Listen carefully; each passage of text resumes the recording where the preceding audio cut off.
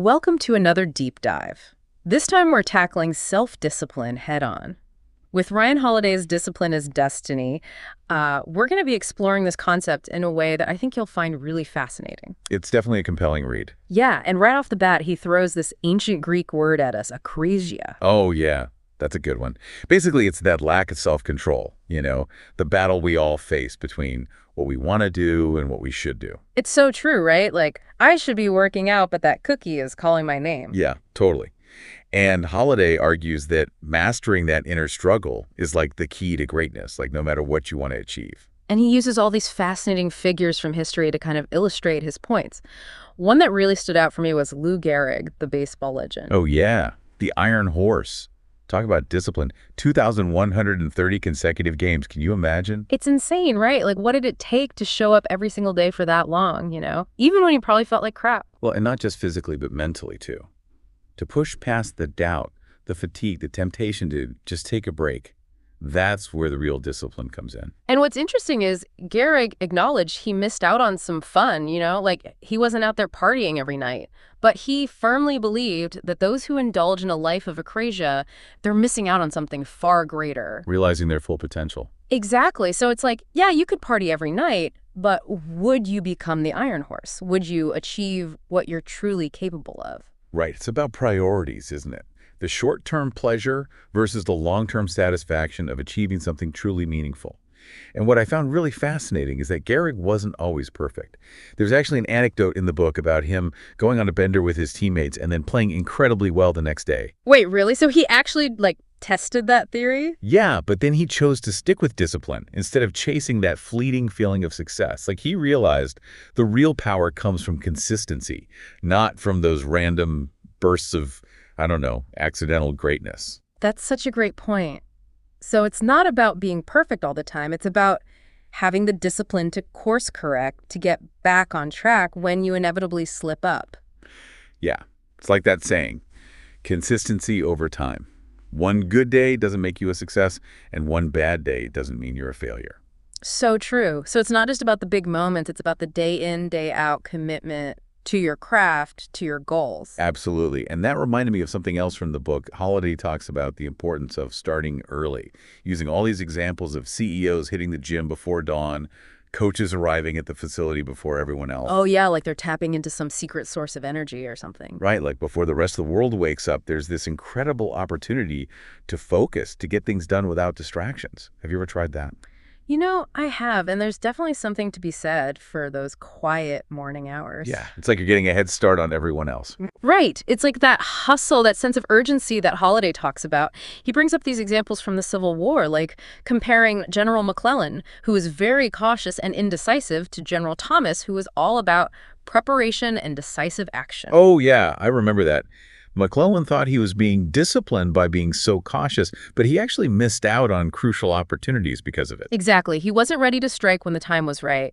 General Thomas, on the other hand, he was all about that balance of hustle and careful preparation. Yeah, it wasn't just about working hard. It was about being prepared for that moment when action was needed. It's like that saying, luck is what happens when preparation meets opportunity, Totally. And speaking of preparation, let's not forget the power of practice. Oh my gosh, yes.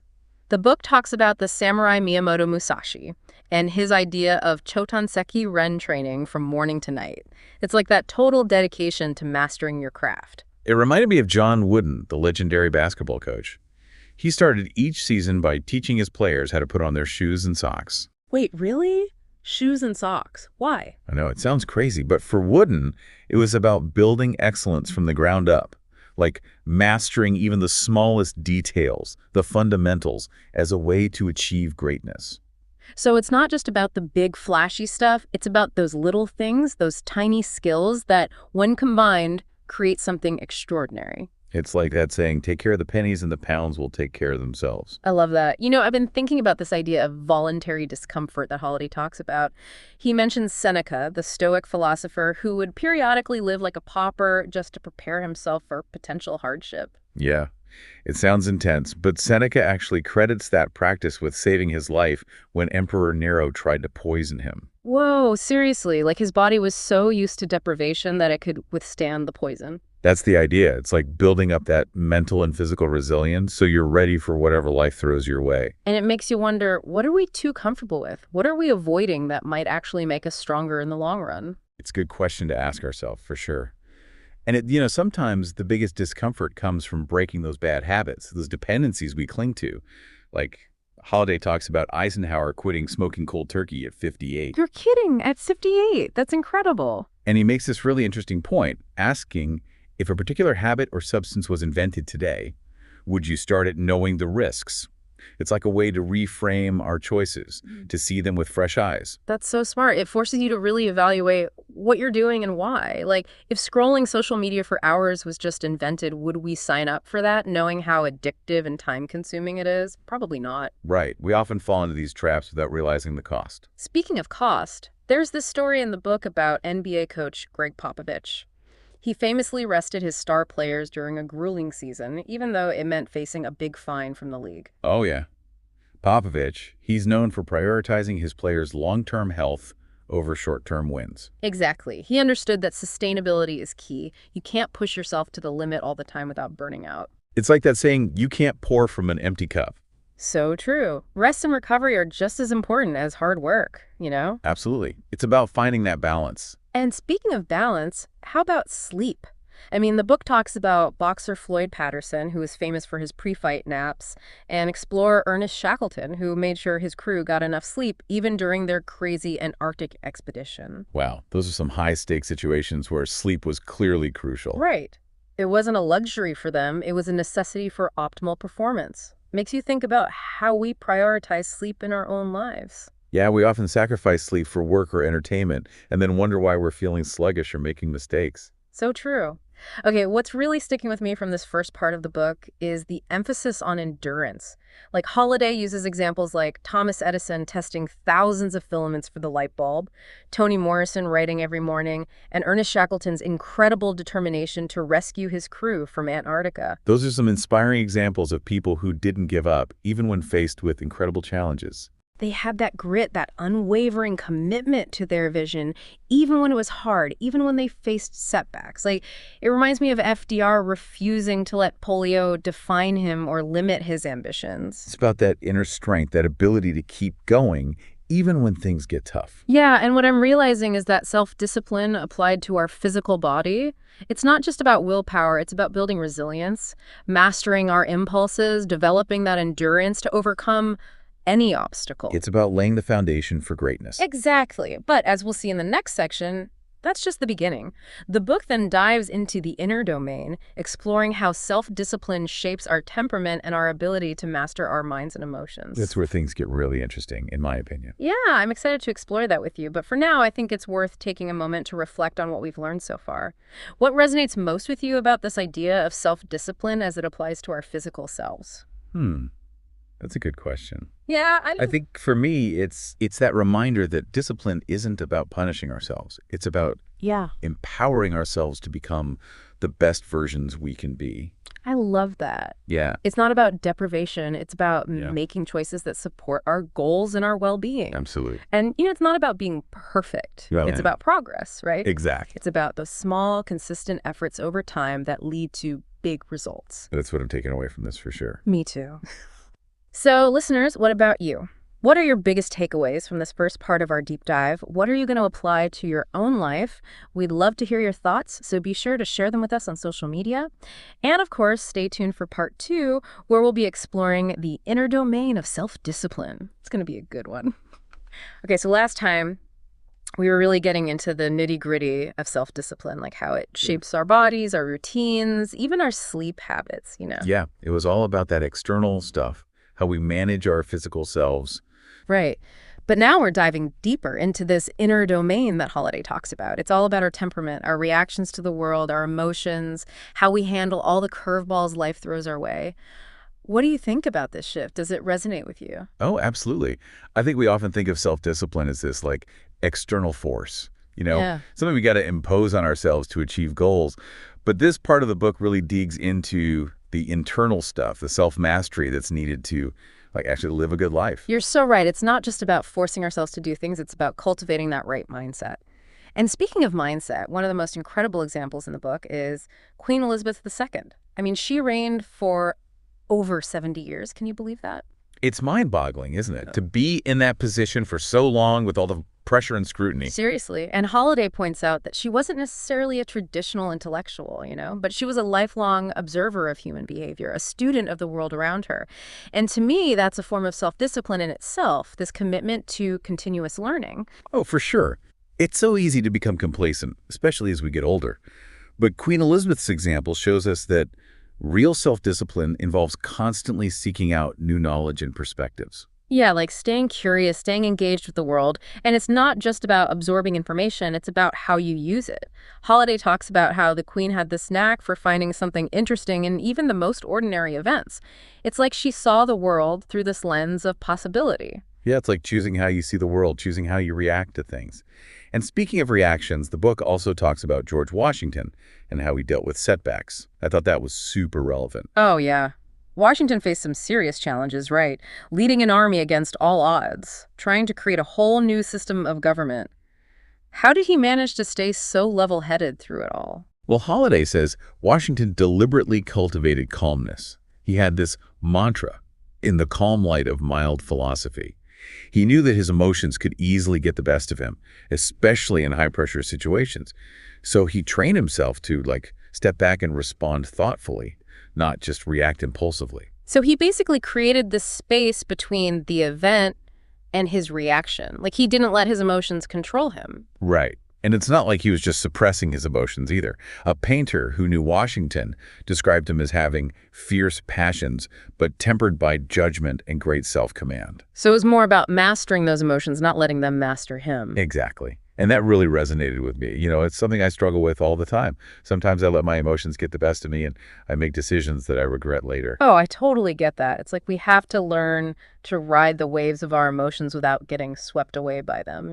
Right. And you know what else struck me in this section? The importance of saying no. Oh, yeah. Saying no. To what? To everything. Like not just to distractions, but to opportunities that don't align with your main focus. Holliday uses examples like Goethe and Beethoven. They were so disciplined in their creative work, they said no to anything that might pull them off course. So it's about protecting your time and energy for what really matters. Yes.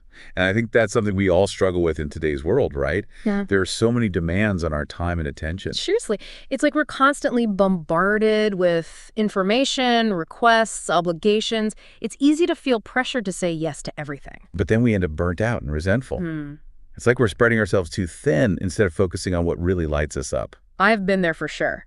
This section made me realize that saying no is actually a form of self-respect. It's about valuing your time and energy enough to protect them. Totally. It's like drawing a line in the sand and saying, this is what's important to me, and I'm not going to compromise on it. So we've got this idea of choosing our reaction, saying no strategically, and then there's patience, which is something I think a lot of us could use more of. Oh, yeah.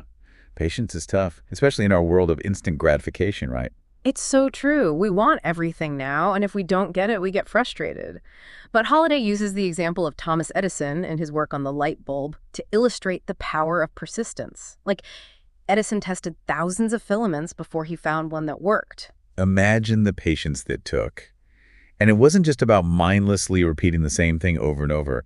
It was about learning from each failure, refining his approach, and trusting that he'd eventually find the solution. It's like that saying, the master has failed more times than the beginner has even tried. I love that. It's a good reminder that setbacks are just part of the process. It's how we respond to those setbacks that determines our success. Absolutely. And, sometimes patience also means knowing when to step back, to reassess. The book talks about Martha Graham, the dancer, and how her obsession with perfection actually held her back creatively. She was so focused on getting every detail just right that she ended up stuck. Oh, yeah. I remember that.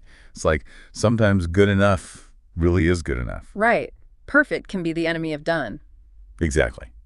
And that brings us to another crucial aspect of self-discipline, prioritizing. Holliday uses the example of Toni Morrison, who made time to write every single day, even when she was super busy with other things.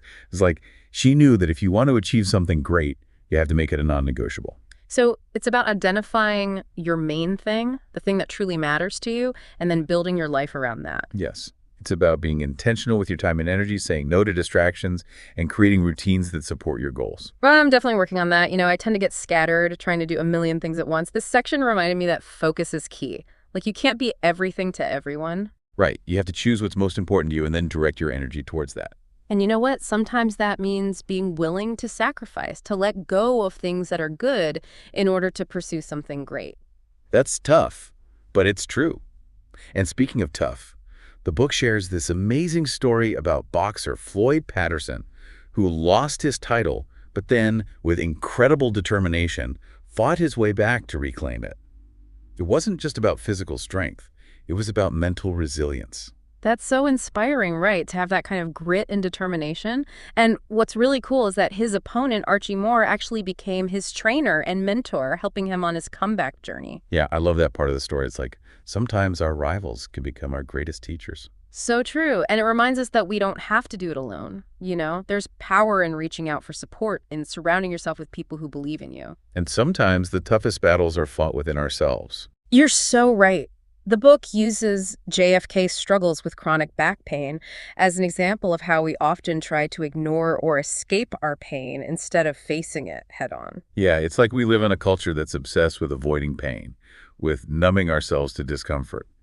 But sometimes the most courageous thing we can do is acknowledge our pain, seek help if we need it, and find healthy ways to cope.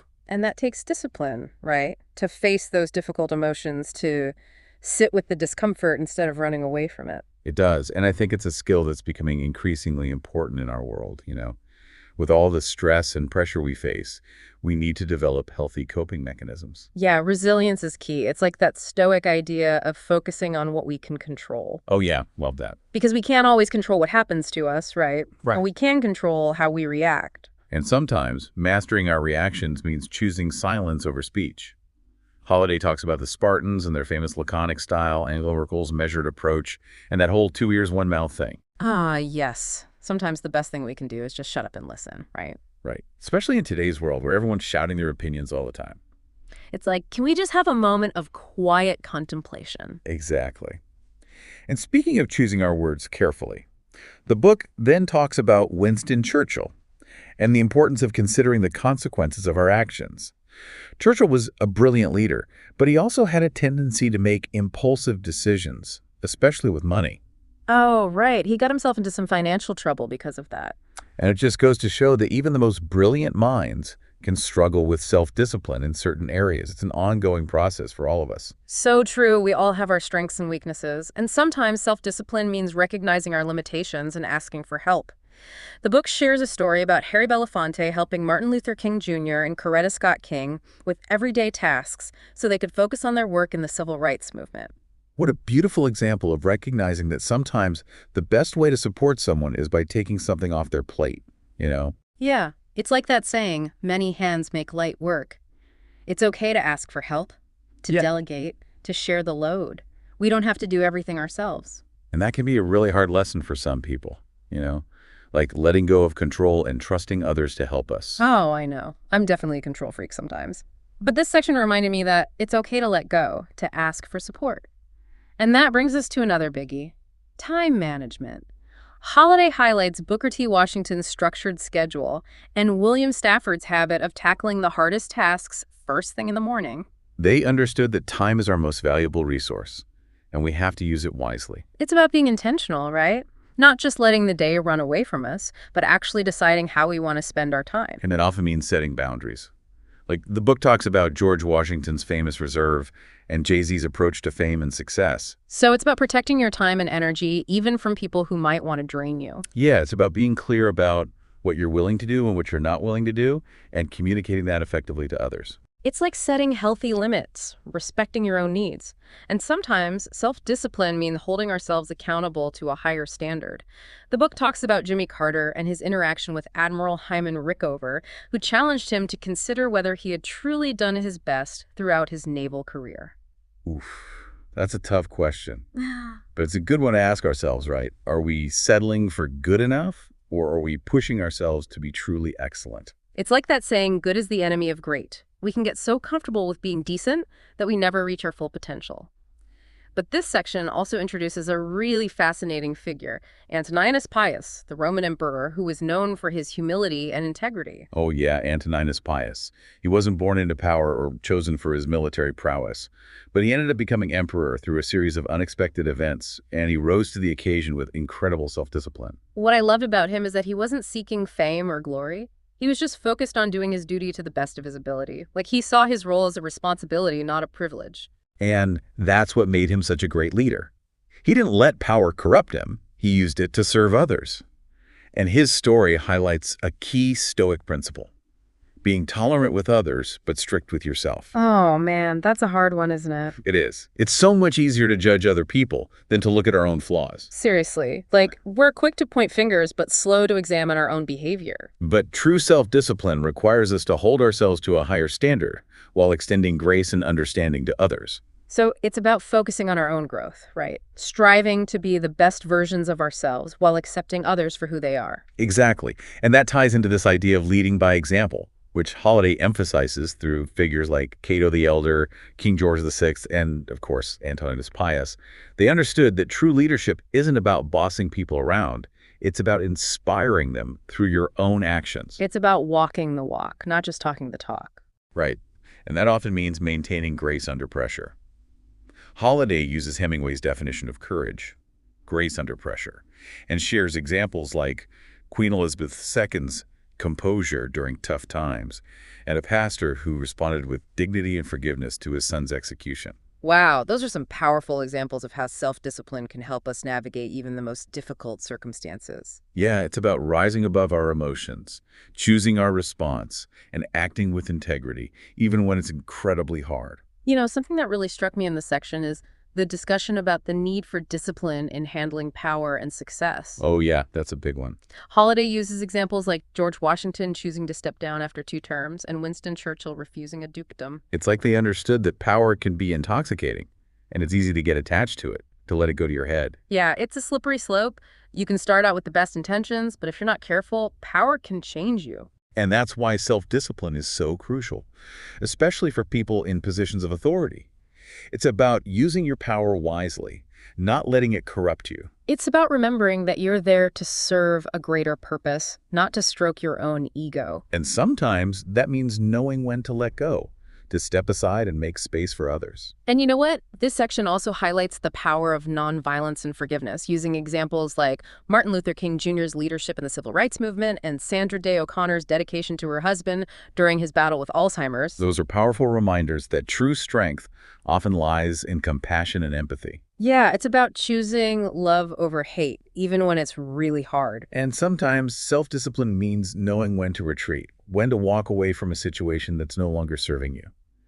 Holiday talks about things like the Dunkirk evacuation, Socrates' strategic retreat during a battle, and Beethoven continuing to compose even after he lost his hearing. It's like sometimes the most courageous thing you can do is to step back, regroup, and live to fight another day. And it takes discipline to do that, to resist that urge to keep pushing even when it's not working anymore. So true. And you know, this whole section really emphasizes the connection between virtue and self-discipline. Yeah, like Holiday uses Queen Elizabeth II's dedication to duty and Marcus Aurelius's pursuit of perfection of character as examples. They understood that self-discipline isn't just about achieving goals, it's about building character, aligning your actions with your values. And ultimately, about becoming the best version of yourself. It's about recognizing that your choices, your actions, shape who you are. And that self-discipline is the key to living a life of meaning and purpose. I love that. So where do we go from here? We've covered so much ground already. Well, I think we're ready to move into the final part of our deep dive, where Holiday brings it all together, talking about how self-discipline ultimately leads to virtue and a life well lived. You know, as we've been going through all this stuff in Discipline is Destiny, it's really hit me that self-discipline, it's not just about checking things off a list or, hitting those goals. It's bigger than that, Dred. Like, it's about how we live our lives. Totally. It's about our character, our values, you know? And in this last part of the book, Holiday really brings it all together. He talks about how self-discipline ultimately leads to virtue. It's like he's saying that actions speak louder than words. Exactly. It's one thing to talk about being courageous or just or wise, but it's our actions, our choices that actually demonstrate those virtues. Yeah, and it's self-control that helps us make those choices, to do the right thing even when it's hard. Right. It's easy to talk the talk, but are you walking the walk? And what I thought was really cool is that Holiday shares a bit about his own writing process in this section. Oh, yeah, I liked that part. It's like he's getting real with us, showing us that he's not just preaching, he's living it too. Totally. And writing a book, especially one like this with all this research and stuff, it takes a ton of discipline. No kidding. He even mentions this note that he found from himself, written during a tough time. It just said, "Do your cards." Do your cards. What does that even mean? It was like a reminder to himself to trust the process, Yeah. To stick with his routine, to let the discipline that he'd built over the years carry him through that rough patch. So it's like he was saying, I don't need to freak out. I just need to do what I know works. Yeah, like don't overthink it. Just follow the system. Yeah, it's so helpful, right? Because we all have those moments of doubt, those times when we feel lost or overwhelmed. And it's during those times that our routines, those habits we've built through self-discipline, they can really be our lifesavers. Totally. They're like those anchors that keep us grounded when the storms hit. And sometimes self-discipline means letting go of the outcome and just focusing on the process, Holiday tells this story about Manu Ginobili, the basketball player. Yeah, I remember him. He was so fun to watch, so unpredictable. Right. But Holiday focuses on this moment in the NBA Finals where Ginobili missed a crucial shot that could have won the championship for his team. It was a devastating loss, and it would have been easy for him to spiral into negativity and self-blame. Oh my gosh, I can only imagine the pressure he must have felt in that moment and then the disappointment afterward. What happened? How did he deal with it? He had this amazing realization. He asked himself, I just played in the NBA Finals. How am I not having any fun? Whoa. It's like he realized that somewhere along the way, the joy had gotten lost. Yeah, he becomes so fixated on winning, on achieving that external goal, that he'd forgotten why he loved the game in the first place. That's such a powerful reminder. It's like we can get so caught up in the pursuit of success that we forget to enjoy the journey. And that's where self-discipline can actually help us, to stay grounded, to keep things in perspective. It's not about denying ourselves joy. It's about finding that balance between striving for our goals and savoring the process. It's about aligning our actions with our values and finding that sweet spot where effort and enjoyment meet. Exactly. And this whole section really highlights the importance of self-compassion. Oh yeah, that's huge. We can be so hard on ourselves. Right. Like we beat ourselves up over mistakes. We focus on our shortcomings instead of our strengths. But Holiday reminds us that we need to treat ourselves with kindness and understanding, to acknowledge our efforts and celebrate our progress, even if it's imperfect. It's like being our own best friend, our own cheerleader. Exactly. And you know what? That's a form of self-discipline in itself. It is, isn't it? It's about choosing to focus on the positive, to learn from our mistakes without dwelling on them. It's about recognizing that we're all works in progress and that the journey of self-improvement is never really over. And that's what makes it so exciting. We're always learning, always growing, always striving to become better versions of ourselves. And I think that's the perfect note to end on. So to wrap up our deep dive into Discipline is Destiny, I think what we've discovered is that self-discipline is a multifaceted and incredibly powerful force in our lives. It's not just about willpower or grit. It's about aligning our actions with our values, cultivating virtue, and creating a life that's both meaningful and fulfilling. It's about mastering our bodies, our minds, and our emotions so that we can live up to our full potential and make a positive impact on the world. And we've only just scratched the surface here. There's so much more to explore in the book itself. So as always, we encourage you to check out Discipline is Destiny by Ryan Holiday for a deeper dive into these ideas. It's definitely worth a read. And in the meantime, keep diving, keep exploring, keep growing, and keep striving to become the best version of yourself.